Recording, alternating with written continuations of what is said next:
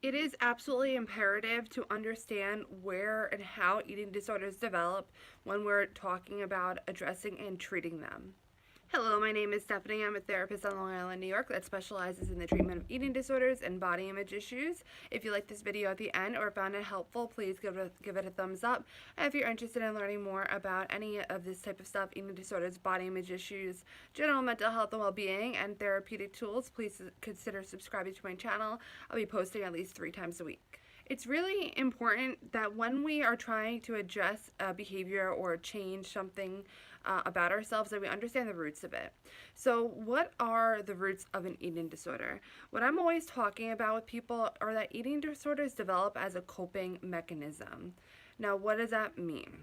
When we are faced with things in life that make us feel less than desirable or just are negative experiences for us, we turn to coping skills.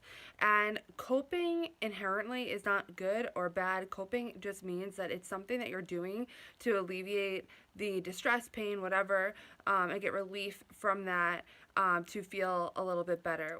With that said, there are coping skills that are adaptive and positive, and there's coping skills that are maladaptive and negative, and those are destructive. So examples of positive coping skills would be bike riding or taking up yoga or journaling, drawing, painting, anything like that.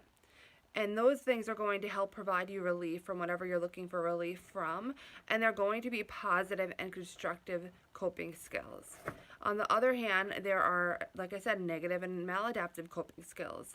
Examples of maladaptive coping skills include turning to drug use, alcohol use, reckless behaviors, or turning to your eating. With all that said, we don't turn to eating disorders just out of the blue or just for the sake of it or the hell of it. And a lot of people will say it's about controlling their weight. But really, when you dig deeper into it, yes, that might be the coping that you are looking at, that, oh, I'm trying to lose weight or I'm trying to do this with my body or whatever it is. But that when you look deeper and when you dig deeper, there's a lot more to it. Because if you think about it, when you have an eating disorder, it is destructive. A person in a healthy mindset will not choose destructive patterns in order to alter something about themselves. They would be doing what they believe is healthy. And an example of how this might play out is perhaps you're dealing with anything like a breakup. It could be, losing a friend. It could be anxiety. It could be depression. It could be trauma. Anything that you could possibly imagine that would obviously incite negative emotions and negative experiences that you would choose to cope with. Instead of turning to other coping skills, you may be turning to eating as your coping. So that might be a form of controlling your eating by restricting it or purging it, or it might be a form of looking at food as your comfort, which could develop into binge eating disorder. And food could be either numbing, distracting, or comforting. There are really two big parts of treatment as it pertains to the topic of this video. Is one, we need to replace your coping skills and develop other positive coping skills to replace the negative and maladaptive coping skills, which is in this case your eating. The second part is really figuring out what brought you to your eating disorder. What were you looking for coping from? What were you looking for relief from? And what were you using your coping to relieve yourself from? And that is something that is a big part of therapy when it comes to an eating disorder. And this leads me to the next part of my video, which is why treatment is very difficult for an eating disorder. And this is why, and I'll just talk about why it really is important for you to see a therapist that specializes in eating disorders, because they will really understand this and how this works, because it is on a much deeper level, the issues, than just wanting to lose weight or just having lack of willpower or whatever you want to call it.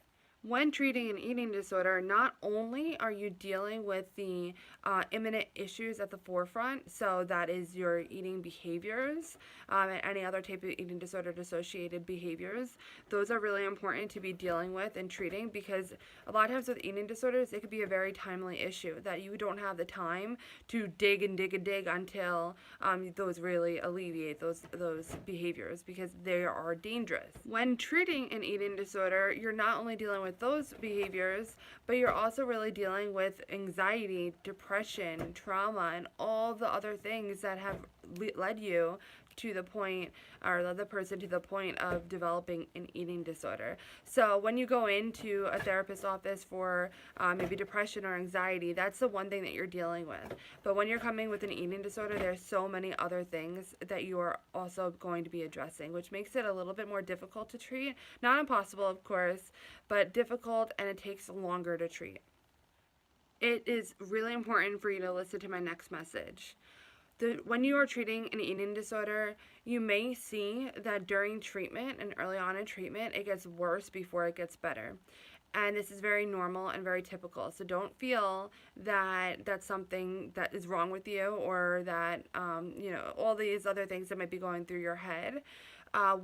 The reason and the example that I'll give as to why that is, I'll give a little bit of a concrete example to help explain it.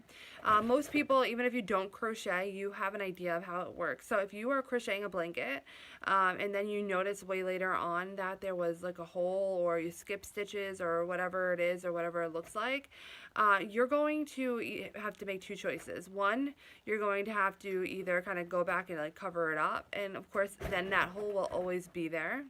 Or you can rip out the blanket and go back to that point and start rebuilding from there.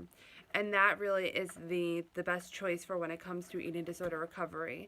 You need to pull out the blanket and get back to the source of what happened, what brought you to the place that you're at, the place that you are now, and start addressing it, and then rebuilding from that point in the blanket. So rebuilding that point in your life. And that doesn't mean that you just totally destroy yourself and bring yourself back there. It just means that we need to go through all of that stuff, everything that brought you to the place that you are now, because that's going to be actually absolutely incredibly important to be dealing with. I hope that you found this video helpful and that you learned something from it. It's really important, or I at least feel it's very important, to understand therapy as it pertains to eating disorders, because it looks very different from therapy for other issues. So that's why I do want to put that out there. But if you like this video or find it helpful, please give it a thumbs up. Please subscribe to my channel, or consider subscribing. If you're interested in learning more about any of this type of stuff, I also have a blog. I will leave that link in the description below.